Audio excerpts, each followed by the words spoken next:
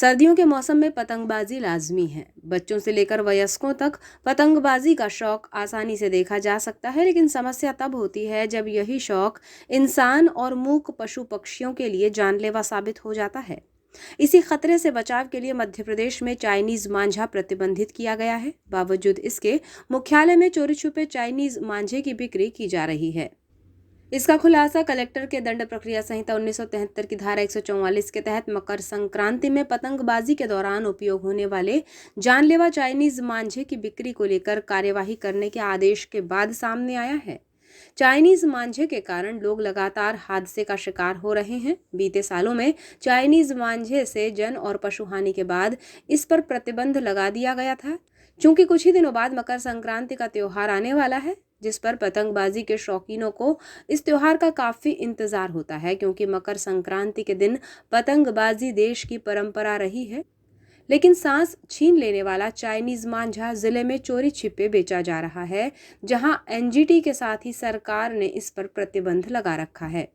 जानकारों की माने तो चाइनीज मांझा नायलॉन के धागे में मेटालिक पाउडर मिलाकर तैयार किया जाता है, जो काफी मजबूत होता है। इससे अब तक कई लोगों की जानें जा चुकी हैं। एनजीटी और सरकार की ओर से बैन लगाने के बाद इसे रखने और इस्तेमाल करने पर अधिकतम 5 साल की सजा और 1 लाख रुपये तक जुर्माने का प्रावधान है। पतंग उड़ाने के लिए सिर्फ सूती धागे के इस्तेमाल करने की ही इजाजत है। बावजूद इसके चाइनीज मांझे की धड़ल्ले से बिक्री हो रही है। खतरनाक चाइनीज मांझे की बिक्री करने वालों के खिलाफ प्रशासन का ढीला रवैया बेहद ही खतरनाक और जानलेवा साबित हो रहा है। सख्ती नहीं किए जाने के कारण कुछ लोग बेखौफ होकर मांझे को बेच रहे हैं और पतंगबाजी के शौकीन लोग बिना डर के इसका इस्तेमाल भी कर रहे हैं। एक जानकारी के अनुसार हर साल इसकी वजह से इंसानों से लेकर पशु पक्षियों की भी जानें जा चुकी हैं। हर साल सैकड़ों पशु पक्षी इससे जख्मी होते हैं और उनमें से कई पक्षियों की मौत भी हो जाती है। देश के अलग अलग इलाकों में मकर संक्रांति जैसे त्योहारों पर पतंगबाजी लोगों में जुनून की हद तक दिखाई देता है, जिसमें पतंगबाज प्रशासन की अनदेखी से बिकने वाले चाइनीज मांझे का इस्तेमाल करते हैं, जो जानलेवा साबित हो रहा है। चाइनीज मांझे से इंसानों से लेकर पक्षियों की जान जाने की खबरें लगातार सुर्खियों में रहती है। चाइनीज मांझा अपना कहर लगातार बरपा रहा है। पतंगबाजी में चाइनीज मांझे के कारण हर साल लोग और पक्षी इसकी चपेट में आकर मारे जाते हैं। इसके बावजूद भी प्रतिबंधित होने के बाद भी चाइनीज मांझे का बिकना प्रशासन और पुलिस की कार्यप्रणाली पर सवाल खड़े करता है। सवाल ये उठता है कि आखिर प्रदेश के गृह मंत्री के चाइनीज मांझा को लगाए गए प्रतिबंध के बावजूद अब तक इस मामले में प्रशासन और पुलिस ने संज्ञान क्यों नहीं लिया है, और यदि 2 लोगों के पास चाइनीज मांझा मिला है तो इसकी पड़ताल होगी, या आखिर ये चाइनीज मांझा यहाँ तक कैसे पहुंचा और प्रतिबंध के बावजूद ये बिक कैसे रहा है।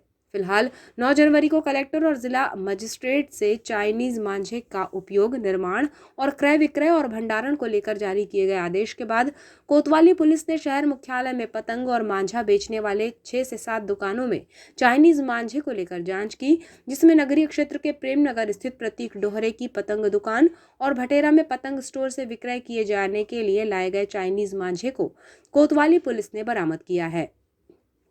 इस मामले में थाना प्रभारी कमल सिंह गहलोत ने बताया कि चाइनीज मांझा को लेकर कलेक्टर महोदय के निर्देश के बाद शहर के 6 से 7 स्थानों में पतंग और मांझा विक्रेता के यहां चाइनीज मांझा को लेकर जांच की गई, जिसमें प्रेमनगर में प्रतीक डोहरे और भटेरा में चाइनीज मांझा को विक्रय किया जाना पाया गया, जिनके खिलाफ धारा 188 के तहत प्रकरण दर्ज कर कोर्ट में पेश किया जाएगा। थाना प्रभारी कमल सिंह गहलोत ने पतंग और मांझा विक्रेताओं से अपील की है कि वो चाइनीज मांझा ना बेचें।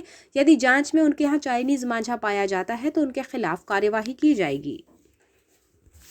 मकर संक्रांति के अवसर पर सभी को जानकारी है कि ये पतंग उड़ाने की परंपरा है और कुछ वर्षों में ये चाइना डोर जो रहती है उसका भी उपयोग इसमें किया जा रहा है, जिसके कारण कई दुर्घटनाएं होने की प्रबल संभावना रहती है।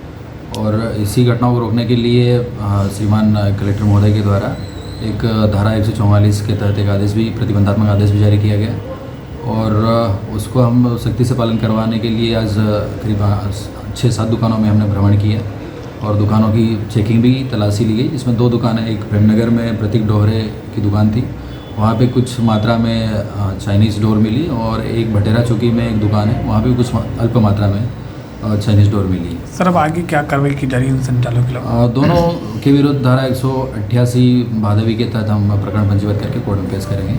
और साथ ही मैंने सभी दुकानदार जिनके पास नहीं पाया गया उनको भी एक हिदायत दी कि आगे भविष्य में भी कभी रखें नहीं इस टाइप की चाइना डोर, जिससे कि घटना होने की संभावना रहती है जिसके उपयोग से।